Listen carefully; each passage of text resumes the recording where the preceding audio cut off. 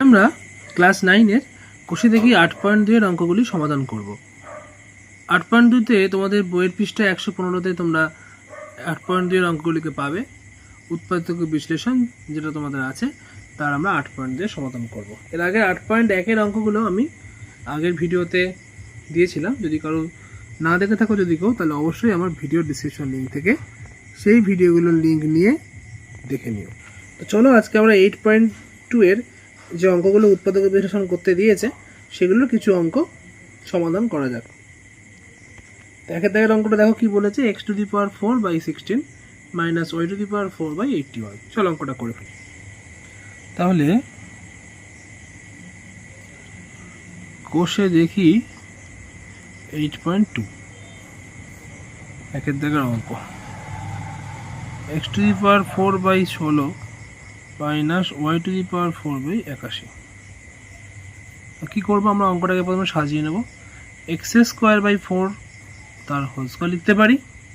দেখো x² করলে 4 আর 4 স্কয়ার করলে 16 বিয়োগ y²/9 to the power square. দেখো y² মানে 2 দুগুণে 4, সূচকের নিয়ম অনুযায়ী দুটো গুণ হয়ে যায়, আর 9² মানে 81 মিলে গেল। তা দেখো a² - b² ফর্মে আছে না, a² - b² ফর্ম। এটা মানে কি a plus B into a minus B. তাহলে কি হচ্ছে, x²/4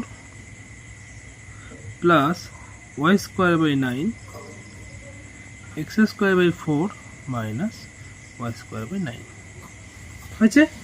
আচ্ছা দেখো তো, এই যে পোর্শনটা আছে প্লাসের কোনো সূত্র এইভাবে পড়ে না, কিন্তু মাইনাসের এটাকে আমরা লিখতে পারি না x/2 এর হোল স্কয়ার, আর এটাকে লিখতে পারি না y/3 এর হোল স্কয়ার। তাহলে কি হবে, x²/4 প্লাস y²/9, এটা তাহলে আবার একইভাবে এই সূত্রটাই পড়ে যাবে x/2 প্লাস y/3 আর x/2 মাইনাস y/3 হয়ে গেল উৎপাদক। প্রথম অঙ্কটা তাহলে এমন দাঁড়ালো। ভালো করে এটাকে দেখে নিও। আমরা 2-এর দাগের অঙ্ক যাবো। দেখো 2-এর দাগের অঙ্কটা কি বলেছে, m² plus 1/m² plus 2 minus 2m minus 2/m। চলো 2-এর দাগের অঙ্কটা তাহলে করি। m² plus 1/m² plus 2 minus 2m/2/m। তো দেখো আমরা কিভাবে অঙ্কটাকে করছি। আমরা এই m² আর 1/m² এর মাঝখানে 2টাকে প্রথমে নিয়ে নেব, তারপর বাকি যেটা ছিল সেটাকে লিখে দেবো। বেশ, এবারে mটাকে আমি লিখতে পারি m², মাঝখানে একটু গ্যাপ রেখে 1/mটাকে আমি লিখতে পারি 1/m²। আর এদিক থেকে 2টা যদি আমি কমন তুলি কি হবে দেখো তো, m প্লাস 1/m লিখতে পারি। তো দেখো a² plus 2ab plus b² মানে কি গো, মানে হচ্ছে a প্লাস b এর হোল স্কয়ার, তাই না? তাহলে আমরা যদি এখানে 2ab লিখতে পারি, তো 2 তো এমনিই আছে, তো আমি যদি m ইন্টু 1/m লিখি, দেখো m তো কেটে যায়, কেটে সেই 2ই পড়ে থাকে। দেখো তো আমি লিখতে পারি। তো তাহলে এটা সমান আমরা কি লিখতে পারি আবার, a প্লাস b এর whole square minus 2 into m plus 1/m। আচ্ছা দেখো এখানে m প্লাস 1/m এর হোল স্কয়ার আছে, এখানে m প্লাস 1/m আছে। আচ্ছা হোল স্কয়ার মানে হচ্ছে একই জিনিসের দুবার গুণ। তো এখান থেকে যদি আমি m প্লাস 1/mটাকে কমন নিই, তাহলে কি পড়ে থাকবে বাবা, m প্লাস 1/m একটা পড়ে থাকবে, 2 পড়ে থাকবে। হয়ে গেল অঙ্ক শেষ। এই অঙ্ক 2-এর দাগের অঙ্ক শেষ। খুব ইম্পর্টেন্ট একটা অঙ্ক, ভালো করে কিন্তু এটাকে প্র্যাকটিস করে নিও। চলো 3-এর দাগের অঙ্কে চলে যাই। 3-এর দাগের অঙ্ক কি আছে দেখো, 9p² minus 24pq plus 16q² plus 3ap minus 4aq। তো অঙ্কটাকে আমি লিখে ফেলি। 3-এর দাগের অঙ্কটা 9p² minus 24pq plus 16q² minus 3ap plus 3ap minus 4a। তো অঙ্কটা শুরুতেই দেখো এখানে আমরা এটাকে লিখতে পারি 3p স্কোয়ার, আর এটাকে লিখতে পারি 4q স্কোয়ার। তো এখানে তাহলে আমি কি লিখতে পারি 2 ইন্টু 3p ইন্টু 4q যদি লিখি, দেখো তো অ্যাডজাস্ট করে কত হচ্ছে, 3 দুগুণি 6, 4 ছক 24, দেখো মিলে গেছে। আর p আর এই q প্লাস এখান থেকে যদি আমি এটা কমন তুলি তাহলে 3p মাইনাস 4q, ঠিক আছে। আচ্ছা এটা দেখো তো a square minus 2ab plus B square, মানে আমি বলতে চাইছি a square minus 2ab plus B square, এর মানে কি a মাইনাস বি এর হোল স্কোয়ার। তাহলে এটা আমরা লিখতে পারি 3p মাইনাস 4q এর whole square plus a into 3p minus 4q লিখতে পারি। বেশ, 3p মাইনাস এইগুলো থেকে কমন কি, কমন পোর্শন হচ্ছে 3p মাইনাস 4q, আমি দুটো থেকে একটাকে নিয়ে নিয়েছি, তাহলে একটা পড়ে আছে 3p মাইনাস 4q, এটা পড়ে আছে প্লাস a, অঙ্ক শেষ। খুব ভালো অঙ্ক, একটু দেখে নিও। এবার দেখো তো 14 দাগের অঙ্কটা কি বলেছে, 4x to the power 4 plus 81, তাহলে কি বলেছে 4x to the power 4 plus 81। তোমরা কি করবে, তো স্যার বলেছে যা আছে আমাকে হোল স্কোয়ার আকার লিখতে হবে, তা লিখে দাও হোল স্কোয়ার আকারে, কোনো ব্যাপার না। আর এটাকে 9টাকে লিখে দাও 9 স্কোয়ার। আচ্ছা a square plus B square তো কোনো সূত্র সেইভাবে হয় না, তাহলে কি করতে পারি, দেখো কি করতে পারি। আমরা a স্কোয়ার আর বি স্কোয়ার থাকলে মাঝখানে আমি যে একটা 2ab এনে একে a plus B whole square লিখতে পারি। তাহলে আমি যদি এটাকে a স্কোয়ার আকারে আর এটাকে বি স্কোয়ার আকারে লিখি, তাহলে মাঝখানে একটা 2a আর বি লিখতে পারবো না, দেখো তো লক্ষ্য করে পারবো কিনা। আমি এটাকে জোর করে নিয়ে এলাম 2ab, তাহলে a square plus 2ab plus B square form আমি আনতে পারছি। কিন্তু তোমরা এখন বলবে যে স্যার আপনি জোর করে কি করে একটা এরকম টার্ম আমি কি করে আনতে পারবো। আমি যদি এনেছি, দেখো কত হচ্ছে 2 দুগুণে 4, 4 লং 36। তো আমি যখন এনেছি যেহেতু ওপরে ছিল না, তো আমি বাদ দিয়ে দিচ্ছি 36x স্কোয়ার, ঠিক আছে। তাহলে 36x স্কোয়ার বাদ দিয়ে দেবো, দেখো যেহেতু আমি এটাকে নিয়েছিলাম তাই আমি এটাকে বাদ দিয়ে দিলাম, অ্যাডজাস্ট করে দিলাম, কারণ অঙ্ক তো আমি সমাধান করতে যাচ্ছি, উৎপাদক ভাঙছি, তো এখান থেকে যখন এখানে আসছে যেন কোনো টার্ম এক্সট্রা না হয়, আমি যোগ করতে পারবো না, যদি যোগ করি সেটাকে বাদ দিয়ে দিতে হবে। হয়েছে, তাহলে এখানে a square plus 2ab plus B square আকারে আছে, তাহলে a প্লাস বি এর হোল স্কোয়ার মাইনাস এটা মানে হচ্ছে 6x এর হোল স্কোয়ার। তাহলে কী হবে বাবা, স্কোয়ার মাইনাস বি স্কোয়ার সূত্র হচ্ছে a plus B into a minus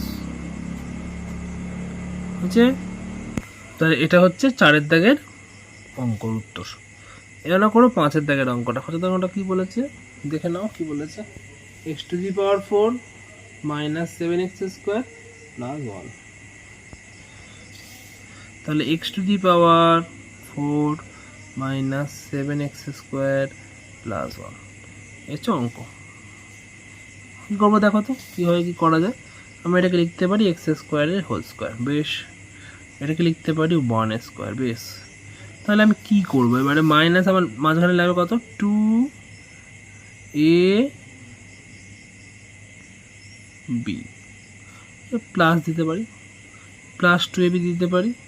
তাহলে এখানে বাবা ছিল দেখ 7, দেখো বাবা 7x স্কোয়ার ছিল, আমার এখানে হচ্ছে প্লাস 2x স্কোয়ার।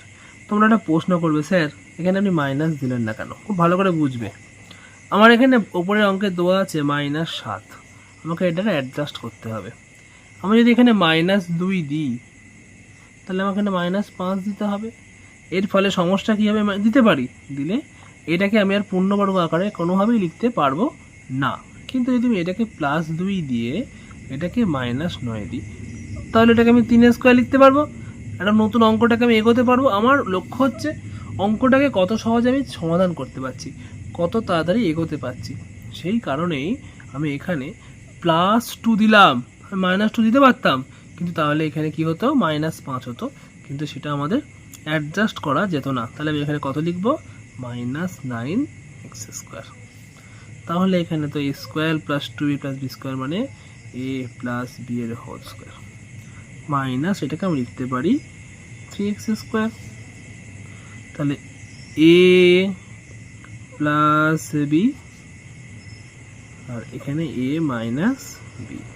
তো এখানে বারবার আমি যখন বলছি যে এইটাকে a² - b², অ্যাকচুয়ালি যারা জানো তো জানো, যারা জানো না তাদের জন্য আমি বলে দিই। দেখো এই যে ফর্মটা, এই যে একটা হচ্ছে স্কোয়ার মাইনাস একটা হচ্ছে স্কোয়ার, মানে আমরা না এরকমভাবে a² - b² এইভাবে এটাকে a হিসাবে ধরে নিচ্ছি, এটাকে b হিসাবে ধরে নিচ্ছি, তাই আমরা এর সূত্র ফেলে a + b * a - b করছি, যাতে আমাদের সুবিধা হয় ফার্দার বুঝতে বা ফার্দার অঙ্কটা করতে। তো এটা গেল আমার 5 দাগের অঙ্ক। তো 6 দাগের অঙ্কটা করি। দেখো কি বলেছে, আগে একবার দেখে নাও। 6 দাগের অঙ্কটা বলেছে p⁴ -11p² q² + q²। তাহলে p⁴ -11p² q² + q⁴। ভালো করে বুঝবে, p² আর এদিকে আছে q² -2ab। স্যার আপনি আগের অঙ্কটা একই রকম ছিল, এখানে প্লাস দিয়েছেন, এখানে কেন তাহলে মাইনাস দিলেন? সেই একই নিয়ম আমি আগেই বোঝালাম। যদি এখানে মাইনাস দিই তাহলে আমাকে করতে হবে -11, -2 দিয়েছি মানে এখানে -9 দিয়ে অ্যাডজাস্ট করতে পারবো, তাহলে 9 আর 2 11 হবে, আর 9টাকে আমরা 3² আকারে লিখতেও পারবো। কিন্তু যদি +2 দিতাম তাহলে আমাকে -13 করতে হতো, যেটা পূর্ণবর্গ সংখ্যা নয়। তাহলে এই জায়গাগুলো তোমাদেরকে একটু খেয়াল রাখতে হবে, পরীক্ষার খাতা যখন পড়বে তোমরা সেভাবেই অঙ্কগুলোকে সমাধান করবে। তাহলে এখানে আমরা -9p² q² লিখব। বোঝা গেল কেন 9 লিখলাম? তাহলে এই যে পুরো টার্মটা a² - 2ab + b², a² - 2ab + b² এই ফর্মে আছে। তাহলে এটাকে আমরা লিখতে পারবো a - b এর হোল স্কয়ার। তাহলে এটাকে আমরা লিখব p² - q² এর হোল স্কয়ার, আর এটাকে লিখব 3pq এর হোল স্কয়ার। তাহলে p² - q² + 3pq আর p² - q² - 3pq। এই গেল 6 দাগের অঙ্ক। এবার আমরা 7 দাগের অঙ্কটা করব। 7 দাগের অঙ্কটা একটু ভালো করে দেখে নাও। এর a² + b² - c² - 2ab। খুবই সহজ অঙ্ক, আগে এরকম ধরনের অঙ্ক তোমরা করেছো। দেখো a² + b² - c² - 2ab। তো 2ab যেখানে আছে তাহলে a² আর b² ab আছে, মানে এটা মাঝখানে ঢুকিয়ে দাও, 2ab + b² - c²। তো এখানে সরাসরি a² + -2ab + b² দেওয়া আছে, তাহলে এই জায়গায় আমি লিখতে পারি a - b এর হোল স্কয়ার - c²। তো এইখানে তাহলে কি হবে, পুরো টার্মটা আবার এখানে হয়ে যাবে a, আর এটা হয়ে যাবে পুরোপুরি b। তাহলে a² - b² এর সূত্র কি হবে, a + b a মাইনাস, এই হলো 7 দাগের অঙ্ক। তো তোমরা ভালো করে এই অঙ্কগুলোকে প্র্যাকটিস করো, কখনো কখনো নিজে নিজে করার চেষ্টা করবে। যদি কোনো অঙ্ক বুঝতে সমস্যা হয় বা কোনো জায়গায় কোনো সমস্যা থাকে অঙ্কের, আমাকে অবশ্যই কমেন্ট সেকশানে জানাবে, আমি অবশ্যই তোমাদেরকে বুঝিয়ে দেওয়ার চেষ্টা করব। আশা করি তোমরা বুঝতে পেরেছো। আমি তোমাদেরকে বারবার বলছি, বীজগণিতকে ভালো করে উপলব্ধি করতে হবে, তবেই তোমরা সামনে প্রোগ্রেস করতে পারবে, কারণ পরের বছর তোমাদের মাধ্যমিক তোমরা জানো, তাই অবশ্যই সেদিকে খেয়াল রেখে এগিয়ে চলো। তো আজকের ভিডিও এই পর্যন্তই করলাম, 7 দাগ পর্যন্ত। পরের দিন বাকি অঙ্কগুলো অন্য ভিডিওয়ে করে দেবো। তোমরা অবশ্যই এগুলোকে ভিডিওটাকে পুরোপুরি দেখো, তাহলে অঙ্কগুলো বুঝতে সুবিধা হবে। এবং অবশ্যই তোমাদের বন্ধুদের কাছে আমার চ্যানেলটাকে শেয়ার করে দিও এবং আমার চ্যানেলটাকে অবশ্যই করে সাবস্ক্রাইব করে দিও। ধন্যবাদ।